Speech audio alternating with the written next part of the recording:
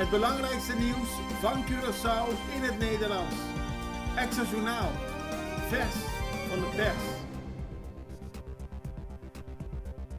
Welkom bij Extra Journaal. Fijn dat u weer kijkt. We hebben het belangrijkste nieuws voor u op een rij gezet. En we beginnen met het bericht dat de verkoop van groente en fruit op de kade stil is gelegd. Dan hebben we het natuurlijk over de Chacaprides-kade in Punda. De autoriteiten hebben vanochtend besloten dat er geen groente en fruit verkocht mag worden. Het komt omdat de kapiteins van de bootjes zich niet aan de regels houden. Ze brengen gewoon kaas, vis en andere producten aan die niet onder hun vergunning vallen. Die vergunning is vooral bedoeld om groente en fruit uit Venezuela hier te verkopen. Maar keer op keer bij controles blijkt dat ze met veel meer spullen komen. En de autoriteiten hebben nu gezegd stop. Alles moet weer worden ingelaten in de bootjes die bij de kade liggen. En de minister moet uiteindelijk een beslissing nemen over wat er gaat gebeuren. De zorgsector op Curaçao staat voor grote veranderingen. Dat zegt de minister van Gezondheid, Natuur en Milieu, Tyrone Boekhout. Volgens hem richt het ministerie zich de komende 2 jaar op het hervormen van de ziektekostenverzekering, het integreren van de ambulancedienst en het aantrekken van buitenlands medisch personeel om lange wachtlijsten aan te pakken. Er is namelijk een tekort aan medisch specialisten en operatiekamerpersoneel. En dat wordt nu opgelost met krachten uit de regio. En de minister heeft onder meer een bezoek aan Colombia gebracht. En daar heeft gezegd dat zorginstellingen personeel naar Curaçao willen sturen. Er wordt nu overleg met het ziekenhuis om hierover plannen te maken. Er wordt geïnvesteerd in de ambulancedienst. Die moet volledig integreren in een overheidsorganisatie.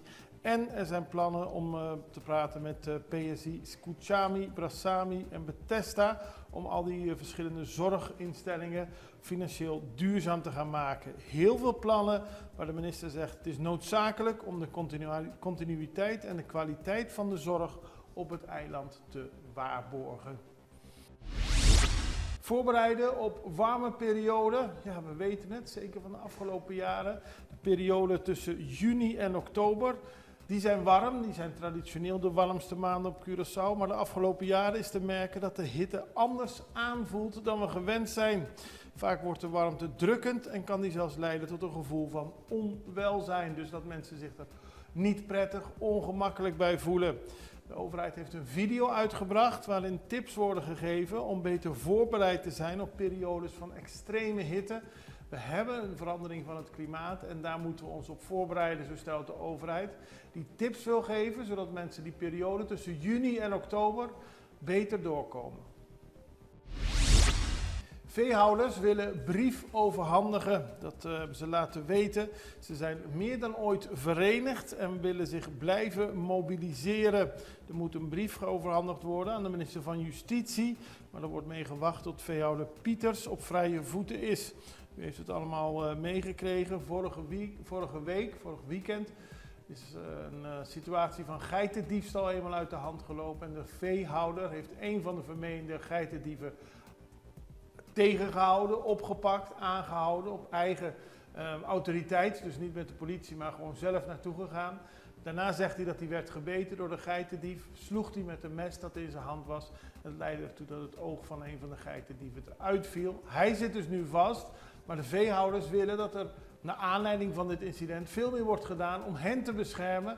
Omdat geitendiefstal en diefstal sowieso van vee veel te weinig wordt tegengehouden. Het wordt niet serieus genomen en het is een hele grote plaag. Zeker op Banda Bau, ook op Banda Riwa. En de veehouders willen dat er meer aandacht voor is. SAP stelt vragen over thuiszittende ambtenaren. Dat heeft de voorzitter van de vakbond SAP SAP laten weten. Volgens hen moet er meer duidelijkheid komen over de rol van de overheid op het gebied van thuiszittende ambtenaren. Het kan niet zo zijn dat er veel ambtenaren lange perioden thuis zitten. Ze krijgen daarbij een volledig of gedeeltelijk salaris zonder dat het wettelijk vereiste proces in elke situatie correct wordt afgehandeld. Met andere woorden, volgens SAP worden sommige ambtenaren aan hun lot overgelaten. Dat is A, niet goed voor de ambtenaren, maar B, kost het de gemeenschap ook veel geld. Dus daarom wil de SAP meer duidelijkheid hierover om een beter beleid te kunnen voeren. Man lost schoten bij ruzie. Dat gebeurde gisteren bij een winkel op de hoek van de kruising van de Cabo Verdeweg en de Cerro Fortunaweg. Er is er onder meer een minimarket en daar liep een ruzie volledig uit de hand. Dat gebeurde nadat twee mannen een discussie begonnen. Dat raakte op een gegeven moment mondde dat uit in een vechtpartij en na enige tijd trok een van de betrokkenen een vuurwapen en loste verschillende schoten in de richting van de andere man. Er raakte gelukkig niemand gewond en de politie kwam, heeft de hulzen in beslag genomen en de zaak verder in onderzoek genomen. Dus het moet duidelijk worden waarom er geschoten is en waarschijnlijk zal ook de schutter worden gearresteerd. Voetganger raakt gewond door vallende pallets. Dat gebeurde gisteren op de Cerro-Loraweg. Een Nederlands-Europese man liep langs de weg en werd op een bepaald moment geraakt door een paar pallets die van een voorbijrijdende truck afvielen. Het raakte de man in zijn onderrug, waardoor hij enkele meters werd meegesleurd. Door de impact werden de pallets weggeslingerd en de man die raakte dus ernstig gewond. Ook botste een auto, een Jeep Cherokee, tegen een van de pallets op en liep daarbij schade op aan de voorbumper. De man is met spoed overgebracht naar het Curaçao Medical Center. En de zaak is verder in onderzoek, want het kan natuurlijk niet dat er vrachtwagens rondrijden op onze wegen waarbij zomaar spullen afvallen en mensen daardoor gewond raken en auto's beschadigd. Wij gaan even naar een break, we zijn zo bij u terug.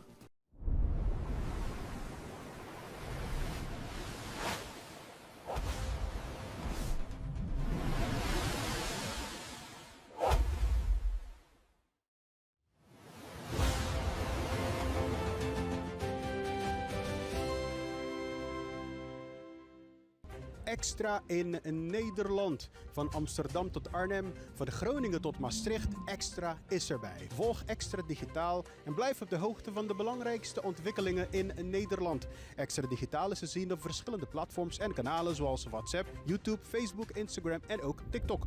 Wilt u ons op de hoogte brengen van een evenement of iets doorgeven? Neem contact op via WhatsApp, e-mail, Facebook of bel gewoon 06 1364 2945. Volg of abonneer je op Extra Digitaal. Klik aan en volg ons.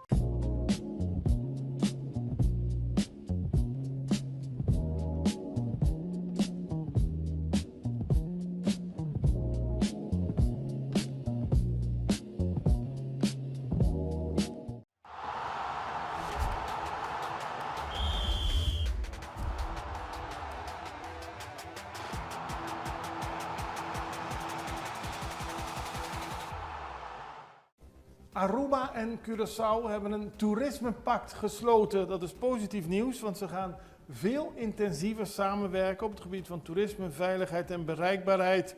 Dat heeft de Curaçaose minister van Economische Ontwikkeling, Roderick Middelhoff, gezegd. Hij tekende met de Arubaanse minister van Toerisme, Wendrik Cecilia, een officieel samenwerkingsverband.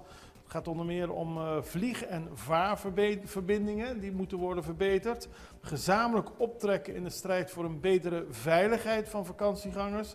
Maar bijvoorbeeld ook een nieuw initiatief om Curaçao en Aruba internationaal als combinatiereis te promoten. Dus een paar dagen Curaçao, een paar dagen Aruba. En daarbij presenteren de eilanden zich als bestemmingen die elkaar aanvullen. Leuk idee en daar wordt verder aan gewerkt. Meer toerisme nieuws, want het CTB promoot Curaçao met Watch Days. Ik zal uitleggen wat dat is, want er waren Blue Wave Watch feesten in Duitsland, Brazilië en Argentinië. Daarbij worden mensen uitgenodigd om naar een wedstrijd van Curaçao te kijken. En het is ook meteen een introductie tot de Curaçaose cultuur. Lekkere hapjes, drankjes, gezelligheid. We moeten ervoor zorgen dat mensen die werkzaam zijn in de toeristensector, influencers en dergelijke, daarbij warm worden gemaakt voor Curaçao. En dat wordt nu in Colombia gehouden, waarbij zal worden gekeken naar de wedstrijd tegen Ivoorkust. Het is zeg maar het gezellige met werk combineren. Dus die travel agents uit dat bepaalde land, die gaan dan samen met CTB naar de wedstrijd kijken. En dat is vaak heel erg positief, zoals u op de foto ziet.